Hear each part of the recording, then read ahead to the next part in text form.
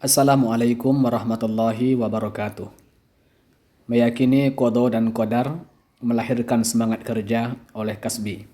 Materi kelas 12 SMA. Pertama, tentang qada dan qadar. Qada secara bahasa artinya menentukan atau memutuskan, sedangkan menurut istilah adalah semua ketentuan Allah yang sudah ada sejak zaman azali. Zaman azali disebut dengan zaman sebelum adanya langit dan bumi ini. Artinya sudah ada ketentuan Allah tersebut terhadap seluruh makhluknya. Itu disebut dengan qada. Sedangkan qadar itu secara bahasa artinya kadar, ukuran, ketentuan. Menurut istilah, qadar itu adalah ketetapan Allah terhadap seluruh makhluknya tentang segala sesuatu. Jadi kalau kita coba bandingkan, qada itu sama dengan rencana Allah yang sudah Allah tulis, kemudian qadar itu adalah pelaksanaan dari rencana Allah tersebut. Dalil tentang qada qadar cukup banyak. Di antaranya di surah Ar-Ra'd ayat 8, Al-Furqan ayat 2, Al-Hajj ayat 70, Al-Qamar ayat 49, Al-Hadid ayat 22, Al-Isra ayat 13, At-Taghabun ayat 11, dan Yunus ayat yang ke-44. Dalil hadis yang menceritakan tentang qada dan qadar Allah itu adalah tentang adanya Allah menetapkan 4 hal ketika ruh itu ditiupkan, yaitu rezeki, ajal, amal, celaka, dan bahagia.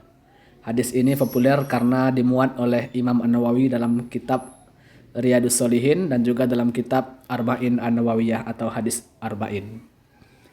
Kemudian pembagian takdir itu ada 2. Pertama mu'allaq, dia tergantung dengan ikhtiar atau usaha kita. Dalilnya adalah surah Ar-Ra'd ayat 11. Innallaha la yughayyiru ma biqaumin hatta yughayyiru ma bi anfusihim. Sungguh Allah itu tidak merubah nasib seseorang, satu kaum, kecuali memang masing-masing mereka yang akan merubahnya. Ini memang disebut dengan takdir mu'allaq. Sedangkan takdir mubram adalah tidak bisa diubah. Misalnya seseorang terlahir dengan kulit hitam padahal ayahnya putih, itu takdir mubram. Atau kita terlahir dari ibu ini, itu juga disebut dengan takdir mubram. Kemudian ada 4 hal yang selalu berhubungan: takdir, ikhtiar, doa, dan tawakal. Takdir itu adalah ketetapan Allah dan memang manusia tidak bisa menebak takdirnya. Manusia terbatas tentang itu, Allah Maha Kuasa. Sedangkan yang kita manusia mestinya adalah bagian yang kedua, ikhtiar. Ikhtiar itu adalah berusaha. Jadi walaupun Allah telah menetapkan takdir kita, tapi Allah Subhanahu wa taala juga menyuruh kita untuk berusaha atau berikhtiar seperti dalam surah Ar-Ra'd tadi. Kemudian juga kita dituntut untuk berdoa, meminta kepada Allah. Ada dalam sebuah hadis yang diriwayatkan oleh Imam Tirmizi bahwa doa itu bisa merubah takdir. Kemudian setelah kita meyakini takdir, berikhtiar dan berdoa, barulah selanjutnya kita bertawakal atau berserah diri kepada Allah. Jadi keempat ini saling berhubungan. Tidak bisa kita mengimani takdir saja tanpa kita berikhtiar, atau sebaliknya kita meyakini ikhtiar kita satu-satunya sebagai penentu bahwa Allah juga sebenarnya memiliki takdir. Jadi keempat ini mesti kita pahami bahwa keempat-empatnya ada hubungan atau keterkaitan. Apa hikmah mengimani takdir ini?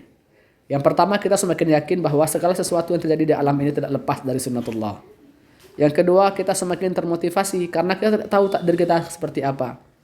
Kemudian kita meyakini kekuatan doa. Kemudian kita juga meningkatkan kekebalan jiwa dalam menghadapi segala rintangan. Karena kita ketika diberikan oleh Allah rintangan, kita yakin bahwa itu adalah ujian dan takdir dari Allah.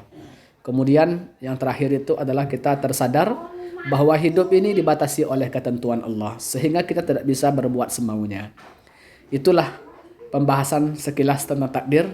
Setelah melihat atau menyaksikan paparan singkat ini, silahkan jawab beberapa kuis atau pertanyaan di dalam link yang nanti kita berikan di deskripsi video ini.